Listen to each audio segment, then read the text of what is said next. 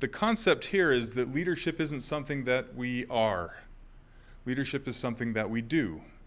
And I think it's a really important thing to understand that being a leader isn't the title, it isn't the office, it's something that we do. So what we'll talk about today is what leadership is, and then we'll talk about the 5 levels of leadership. And I'm inserting QA. I want to talk first about what leadership is. As I said, we could probably stack rank the leaders we've worked with in our careers, right? And you'd say, well, this one's better, this one's worse, this one's really good. We won't go in the really worse. But at the end of the day, the leaders who are the most effective are the leaders that have the greatest influence. And that's how Maxwell defines it. He says that leadership is influence. It's our ability to work with other people and get things done using our influence. So as a QA leader, your influence is obviously your QA team. But if we stop at the QA team, then we're missing something. We're missing a lot of some things. And the way I would propose it is the QA team, if that is your only focus as a leader and creating influence on your team, then you're going to be reactive. So I think that a QA leader's influence has to extend beyond just the QA team. So we'll talk about that. So let's talk about the 5 levels of leadership. This is from Maxwell's book. The first level is position. And we'll dig into these a little further, but then he adds permission, and then he says production, then people development, and finally pinnacle. So this is, we'll start at position. So this is where people follow you because they just have to. Your title says manager, your title says director, your title says lead, your title says vice president.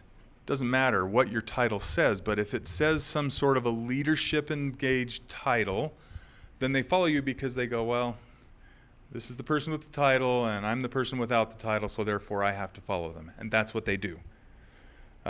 So the upside of that is that usually you get this because of something you've done. Someone's seen some sort of potential in you. Now this started for me early in my career. I said, wow, I want to help. I want to be more than just testing every day. And so I started working with people that were struggling with things. There was one woman that I worked with that really had a hard time with automation. I said, great, what are you struggling with? She said, this and this and this, and she had a list. I said, great, schedule a time for us to talk every Monday. I don't care when, just pick an hour.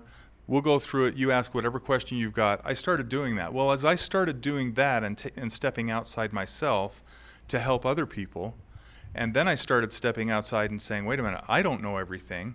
Let me find some senior level people.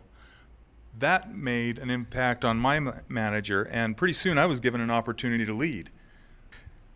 As there's an upside, and we're QA, there's also a downside.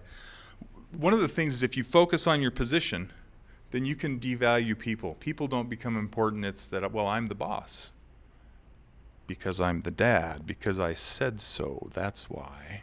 Has anybody ever heard that? Yeah, so you might devalue people and you focus on your rights. Because I have the title, I get to say what's going to happen, instead of your responsibility to serve as a leader, to help people, to help them succeed. And then the other thing is politics. I'm sure people have been around leaders who their focus is on the next level, and they want to build up political clout. Thank you for the word. I'm getting there. But yeah, they try to build that up so that they can get that next level, and they want to build up a political following so that they're always the one that gets the next promotion. So there is definitely a downside to position.